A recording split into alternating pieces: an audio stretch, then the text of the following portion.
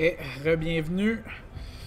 Donc maintenant, on est à la fin du Citizencon avec Chris Robert qui va nous faire la Road to Release sur une musique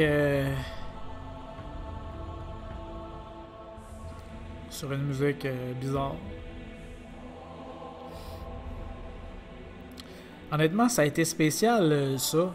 Il y a plusieurs fois que durant les panels, ils ont mentionné que avec la 3.3 arrivait Hurston, quand on sait que la 3.3 arrive sans Hurston. Je sais pas ce qui arrive avec ça. On sait que là, la 3.3 était censée sortir aujourd'hui, durant la Gamescom. C'est pas sorti. Probablement qu'on va avoir plus de nouvelles quand Chris Robert va prendre la parole d'ici 2 ou 3 minutes. J'espère. On va se faire dire que ça sera pas sorti. Ça va sortir bientôt, demain, vendredi, la semaine prochaine. Good evening, everybody. It's nice to see everybody back in here. Did everybody have a good time today? And I'm happy to say that that short delay was not because of the game. It was because we couldn't upload your photos quick enough. So, so where are those photos? Oh, yes. So these are photos from today of you guys getting on the Drake Interplanetary, all the cosplay that I hope you guys enjoyed and the competition that went on with the cosplay. Trying out the new flight model. Who tried that out? Nobody? Some people, yeah. The Big Benny's truck, d'avoir grand monde qui a aimé ça, essayer ça. Le nouveau flight model. Déjà, il y a beaucoup de gens qui ont chialé dessus. Que j'ai pu voir sur les forums sur Spectrum et tout ça. Hold on, where are we? Yes, next. Next. I have technical difficulties, people. Next. No. Next. Thank you.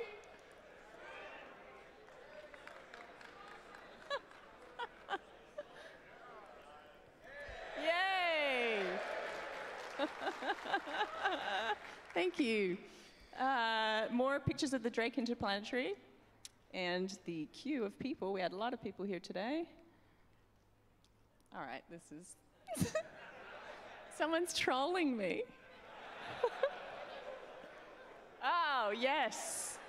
In-game goodies. Excellent. So everybody who's here receives these 3 items. The Citizencon 2948 trophy, the 2948 weapon, and the wearable duster jacket that I believe nobody has seen until tonight. J'espère que c'est les mêmes goodies que celles qu'on a achetées, nous autres, à 10$. Parce que moi, j'ai payé 10$ pour des goodies digitales. J'espère que c'est ça. And that is also for everybody who got the in-game digital goodie bag packet. Yeah. That was done by our character team, too. So props to the character team who did a panel today. So we hope you enjoyed all the panels. Big cheer for all who did the panels today.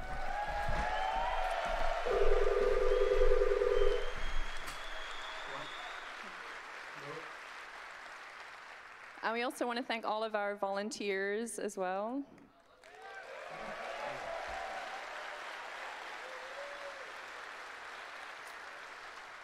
And all of the staff and support that we've had here at the Long Center. They apparently said that we were the nicest and sweetest and most passionate crowd that they've had here. So...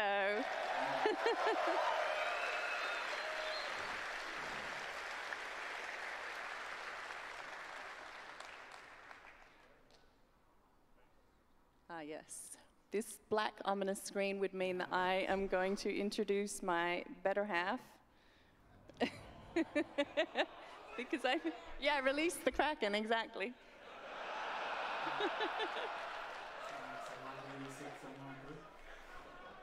Oh, look, here we go. Come on, come out, you come, Chris.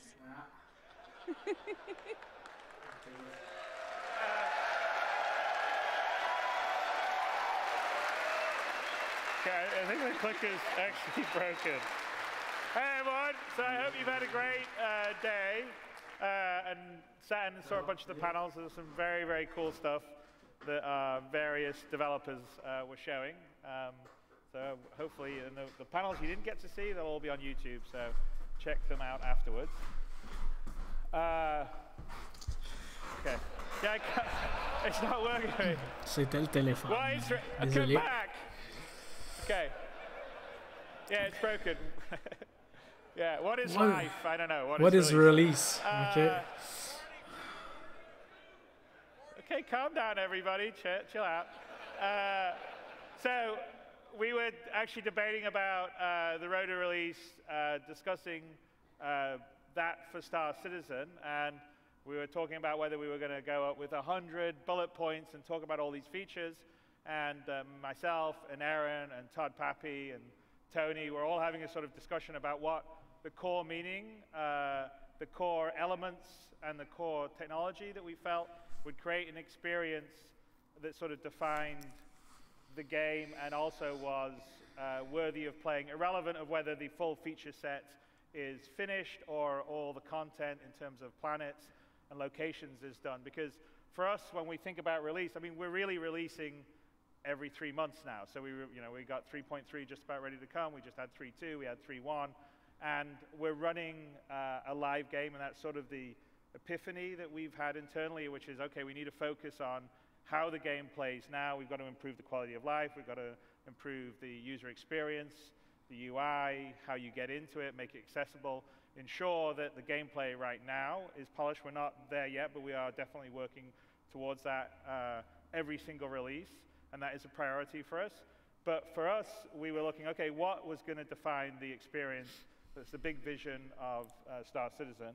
And really for us, when we hit these milestones, then for us, we say, okay, I think this will be the core experience and tech that will deliver the vision of Star Citizen. So, j'ai hâte de voir c'est quoi qu'ils pensent que ça prend pour sortir ça. It's working now, so here you go. So the very first one was the ability to be inside a ship, right? So it's not just a cockpit. It's an actual fully real, tactile, physicalized ship that has engine room, beds, toilets, mess hall, whatever you would imagine to be in a ship of that particular size. And there we go. Sauf que pour l'instant, c'est pas tout ce qu'il y a dans le vaisseau qui est fonctionnel. Fait que, oui, il est explorable.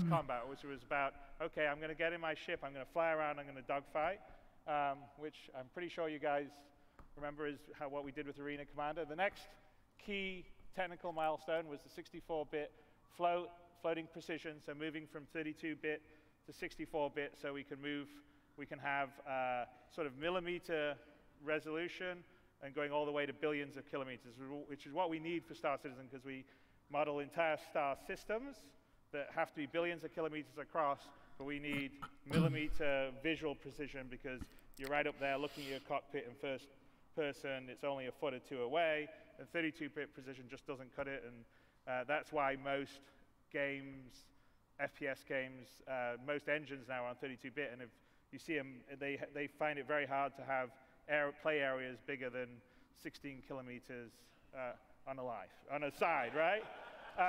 And they brag about, oh, we got this really big play area, and it's a couple of kilometers across. So that and the physics grids, which allow us to simulate separate physical worlds. When you're flying around a ship, walking around while you're flying in space, or if you're on a planet and it's rotating around a star or spinning on its axis for night and day. So that was a very critical piece of tech. And of course, that was, what is wrong with this thing? Okay, that was SC Alpha 2.0, unless Paul's trying to read my mind over there. Then the next key element to the gameplay we wanted was having the ability to earn money. Ok, ça c'est des keystones qui sont complétés déjà dans leur tête pour la sortie du jeu. J'espère qu'il est pas en train de nous dire que là, le jeu, comme il est là, il est sorti. Où il va. Didn't have persistence of location and a bunch of other stuff. Then the next big milestone that we needed to solve, which don't know why we've gone. Go back. Ben, procédural, planète tech. Yeah, I'll say go forward. On n'a pas encore de go planète. Forward, and then you go forward. Just Fait wait que for me to say ça, go forward. Was first and third unification of the character, and we've talked about it a lot. But it's most first-person games cheat, and they have very different animations and models for first person to third person. And then when they have their multiplayer, say battle mode, they have limited amount of actions that you can see on a third-person player character that's doing, because it's very difficult to sync up the actions. But for us, since it's going to be an MMO with thousands of people, you can be sitting right next to your friend, and he's interacting with the dashboard just like you are, so you're seeing him do the same thing in third person that you're doing in first person. Also, where our guns actually aim is where the gun is really aiming. It's not sort of cheating at where the mouse cursor is. So we needed to unify it. It was quite a difficult task, but we did it. Let's go forward. And that was really kind of what Star Marine was. We had early parts of it before that. The next big thing was the planet tech. So you can see the planet or the moon, and you can go there, and you can walk around it. You can explore every single inch. So there's no fake loading screens. There's no transition down to it. There's no go down. You can only land on a certain area. And that was the procedural planet tech, which we debuted, go forward, with 3.0. And the other big thing was location persistence, which is the ability that you go to a location, you log out, you come back, you're at that location. You're not starting back at where you started before. And again, that was the first stage, go forward, Paul, with 3.0. And the next big thing, which is where we're at right now, is object container streaming and bind culling. And this is actually a massive thing. I think we've talked about it. We thought originally when we scheduled it out, it was going to take about 6 months. It's been about 18 months of solid development on it. And as you all know, bind culling has been something that we've had on our roadmap, and it's been pushed back and pushed back, pushed back. And that wasn't necessarily because we wanted to push it back. It was mostly because it turned out both the object container streaming and the bind culling needs object container streaming to really make sense. And object container streaming was incredibly complicated because we had to re-engineer most of the game engine itself, because for object container streaming to work at our scale, where we're moving around, we have to... J'imagine qu'il doit rester encore 7 ou 8 points après ce qui reste à faire, parce que là... completely asynchronously. So the game's running here, meanwhile it's loading up the stuff that will be over here or over here or over here, and we don't know where the player's going to go. And it's complicated because it's multiplayer. So in multiplayer, we have all these different players that have been going in different directions. So we need to be able to have object container streaming that works both on the clients and on the servers, and bind culling that's going to work on the clients and ultimately on the servers. So with 3.3, this is the first use of the object container streaming and the bind culling tech. It makes a massive difference in terms of performance because you're only worrying about having the part of the world that's relevant to your character streamed in, which means you don't have to simulate all the objects in the entire solar system. You don't have to worry about them. They don't take up memory. So it's better for memory. It's better for performance. And as we've said on ATV, and I think in our newsletters, we've had some really great results so far. I mean, it has stability issues right now because, again, when something's multi-threaded and asynchronous, there's a lot of unpredictability because when two different threads are stepping on each other, it can have unpredictable results. But it's a massive step forward because the biggest thing for us to be able to scale the game and also have performance is this tech here. So we're really quite excited to get this out because it also allows us to start building out in the Stanton system, because before that, as everyone knows, even with 3.0, 3.1, 3.2, the memory use of Star Citizen was way too high for where we want to be, and we just couldn't fit anything more in memory at the same time. So object container streaming allows us to do that, and so that's a massive win for us. So let's move forward, Paul, and that's going to come with 3.3, which we're imminent doing. The next big sort of pillar is the ability to either buy or rent ships, and that's because the game loop is essentially going around earning money. So there's various ways to earn money. There will be more ways to earn money as we flesh out the professions.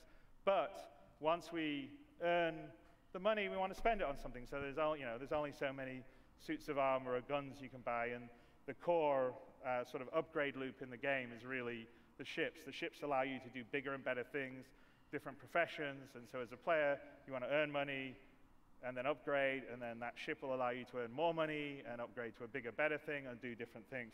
And so that was very important for us to get in. It's going to be in 3.3, both the purchasing and renting. Obviously, there's going to be some time where we adjust to try to get the economy to work properly, because we do have a problem that you can buy the equivalent of a Cessna or a nuclear carrier. And there's only like one nation on Earth, the one we're in right now, that can afford to spend $10 billion on a nuclear carrier. But we in our game sort of allow the player to have that huge range. So we've got to figure out how we make that work on an economic basis on the low end and progressing to the high end. So I'm sure it'll take us a bit of time to dial it in. But it's a major point for us, so let's move forward. And that shall be in 3.3. So then the next big pillar, and there's 12 pillars that Erin, Tony, Todd, myself, identified that we felt were really important. And the organization system, so this, we already have a version of it online, but this is the organization system inside the game. So you can get your org mates together, you can do things like assign out roles or missions, or cost share or revenue share, specify ties for the group, or however you would like to organize it into different pods or modules for communication reasons. And we want to move that in, so build it further out on the website for some of that stuff, and then bring it across into the game, and you have all that. So you and your friends can create your organizations or groups as small or as big as you want. And then we move forward. Full persistence is the next big thing. It's the 11th thing of the pillars we think. So full persistence, we talked a little bit about it at the beginning of the day, but full persistence is the ability for you to go anywhere in the universe and, me drop this remote on the floor. Doesn't work, so I might as well drop it. There you go, right? So, and then I'm going to walk away, right? I'm going to walk out here. It's going to stream out. It's gone. And I decide, you know what? I really want my remote again. And then it's going to remember that I dropped it. It's going to stream it back in, even if it was on the surface of a planet. And it'll be there, and I can pick it up in first person. And that's a big step for us to be able to do that. And we'll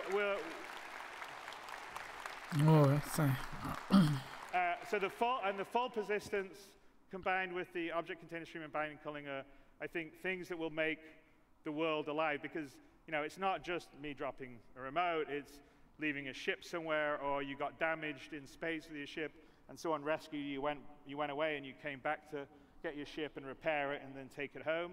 And we're going to, persistence in your hab, so you'll go there, you can see that you can move and interact with the objects, you can, find things on travels in space, take them home, bring them, leave them at your hab, or leave them in your ship. So the physical inventories are going to be very important in the game going forward in terms of being able to store and manage stuff. So the more you play, the more stuff you collect.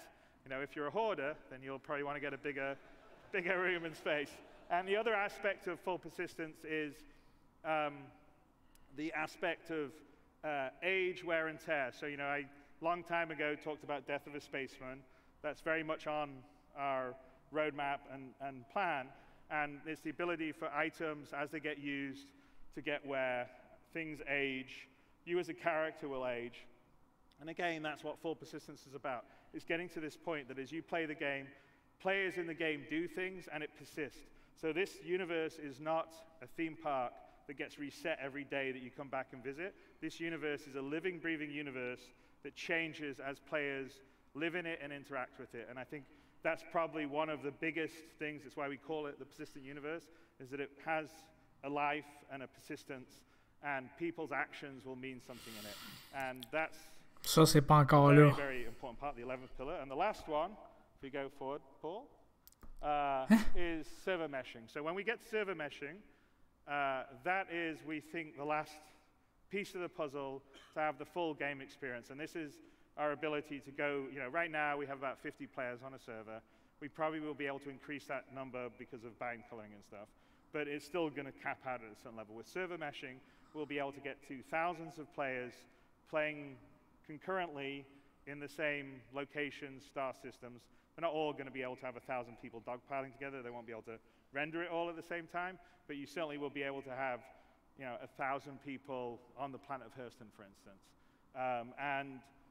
So the server meshing is the last key piece, because that will allow us to have a truly massively populated universe of players as well as AI, and having servers that dynamically scale up and down to take care of the processing needs of that.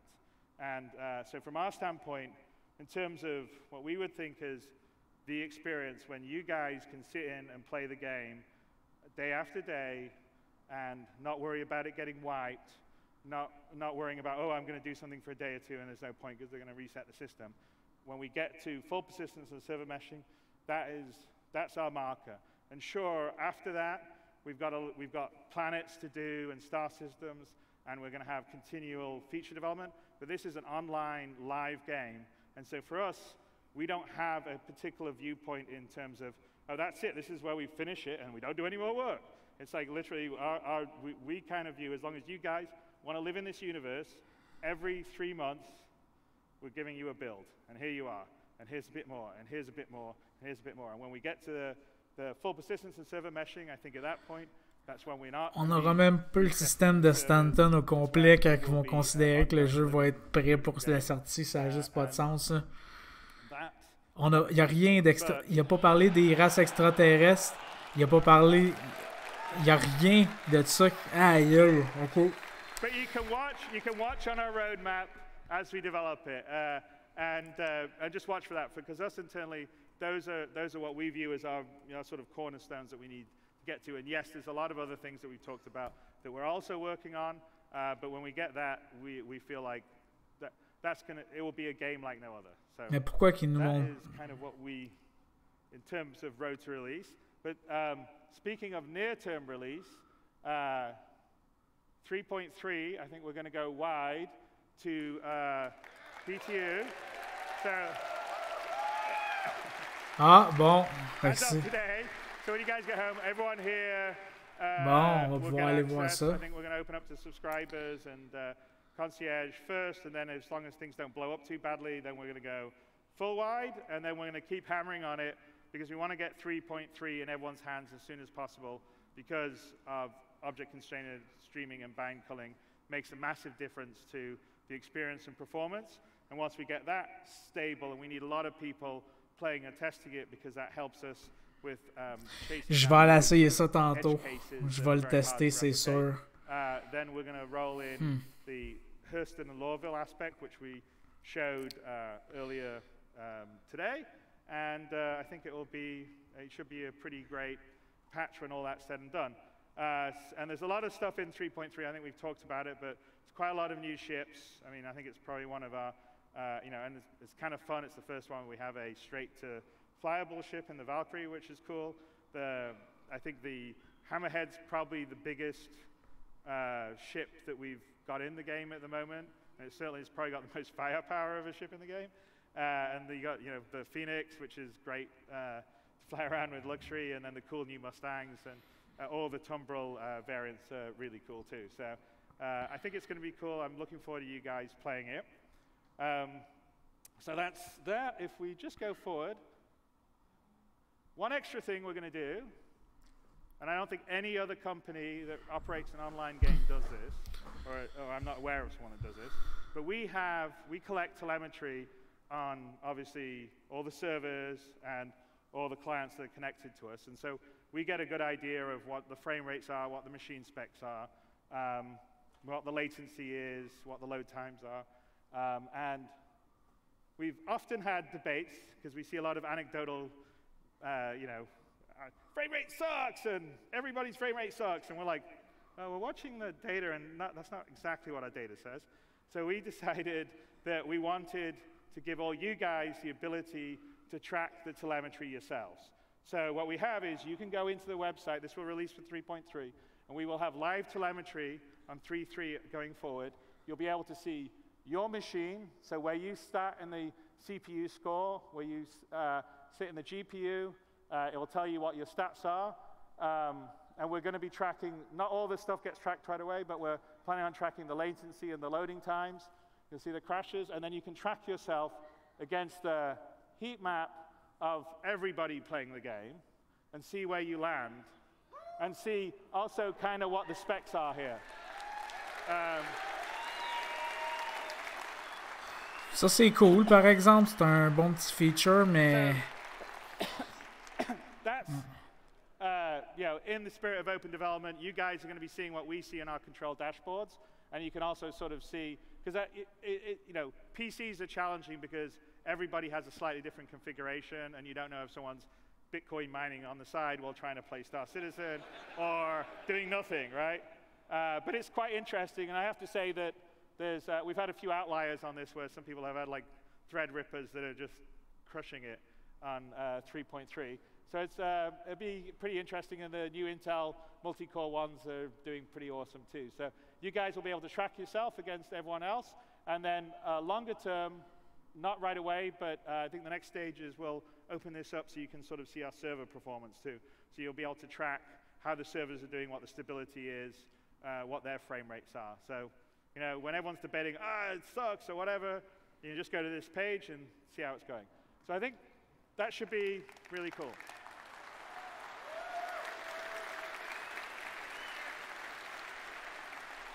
So one more. Okay, I know you guys were trolling me. Squadron 42. So obviously I know there's a few people that care about Squadron 42. Ouais. Well, it's going really well. I'm really happy with it. And you've seen actually today, if you've been in some of the panels, you've seen some of the tech we've been working on. Like if you went into the character panels, you went to this spacescaping one, even the cloth stuff that was happening.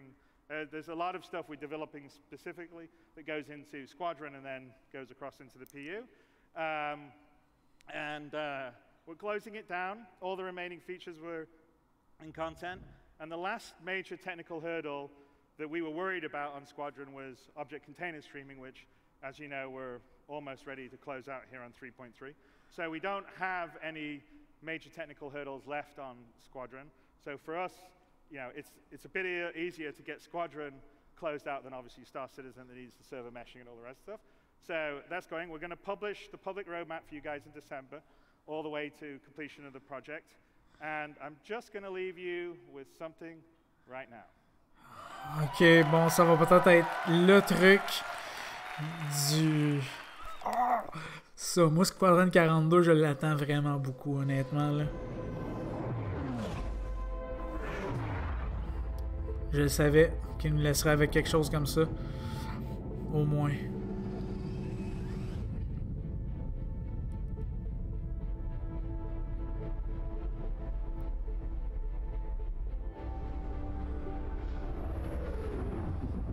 I saw you apply to the Flight Academy again.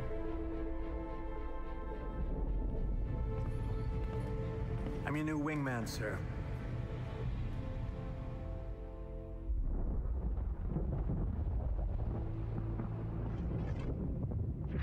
The coil.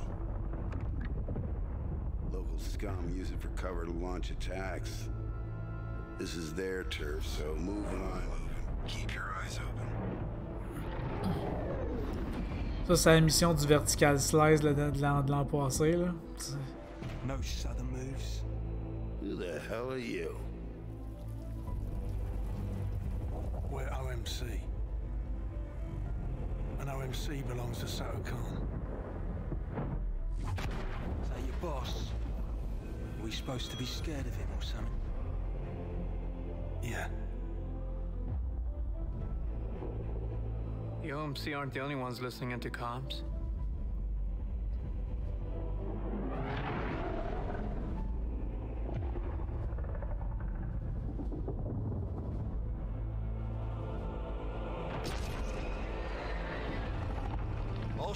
Wow! Malade les extra... Wow! Ok. Malade. Ça... Malade. Ok. There have been battles. There have been losses.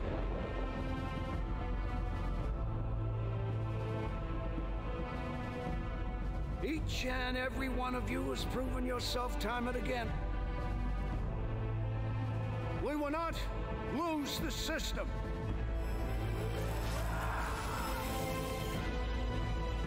We will not fall back.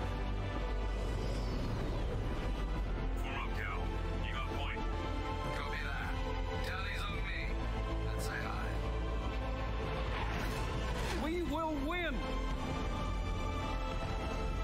Because we have to.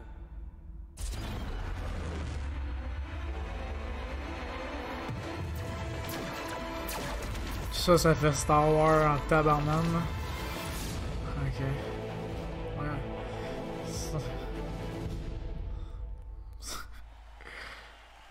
Bon. Un mix entre la mission de l'année passée puis le speech de l'amiral Bishop. C'est bon. Alright. That's the end of our show. Hopefully you liked a little sneak of Squadron 42. Play it again? Alright, one more time. And then I'll call you out.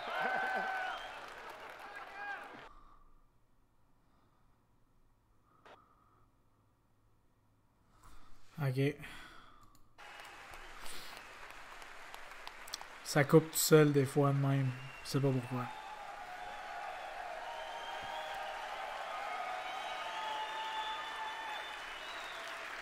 Alright. That's the end of our show. Hopefully you liked a little sneak of Squadron 42.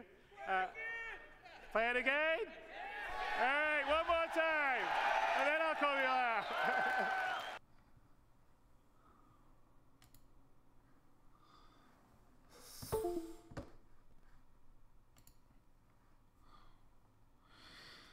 Ah, leur stream va très bien. Ben là, ça a l'air d'être fini, là, on dirait. Ben, c'était ça. C'était la road to release. Vous avez vu. Donc, tout le monde...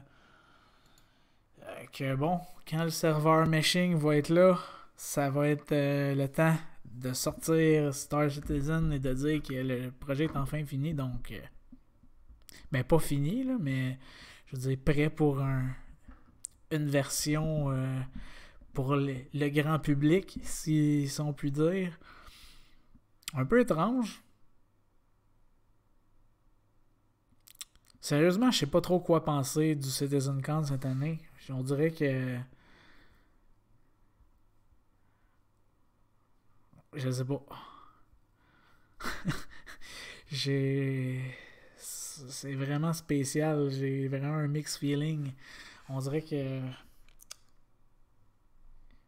ça va pas bien. Mais bon, on verra bien ce qui arrive. Là, la 3.3 devrait être sortie sur le PTU. Je vais aller downloader ça. Je vais aller tester ça et vous faire des petites vidéos là-dessus, probablement pour les prochains jours. On va revenir sur le Citizencon en profondeur un peu. Faire un genre de... comment je pourrais dire ça? Un recap ou quelque chose comme ça. Je vais vous faire une vidéo comme ça sur la chaîne avec mes opinions. Une fois la tête reposée, je vais penser à ça. Je vais essayer de voir un peu où se situe ma tête et mon cœur vis-à-vis de ce Citizencon-là, parce que je suis pas trop sûr de ce qui s'est passé aujourd'hui. Mais bon, donc ça va être ça pour les prochains jours. Donc, ben merci d'avoir été là. Au revoir et à la prochaine. Bye bye.